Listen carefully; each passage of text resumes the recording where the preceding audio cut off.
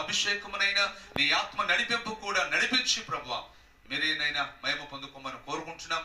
వచ్చే వారిని నడిపించండి, అంత్యక్రియలో మీరు తోడుగా ఉండండి, ఘనంగాను మర్యాదగాను కూడా ప్రభువా జరిపించి ఈ నామానికి మహిమ కలిగించుకోమని కోరుకుంటున్నాను. ఇప్పుడే ప్రభువా ఎంతో మందినైనా గుండెల నిండా దుఃఖమునైనా దయచేసి నీ యొక్క ఆదరణ, నీ యొక్క ప్రేమ, నీ యొక్క ధైర్యమును ప్రభువా మీరు ఉంచి నడిపించమని కోరుకుంటున్నాం.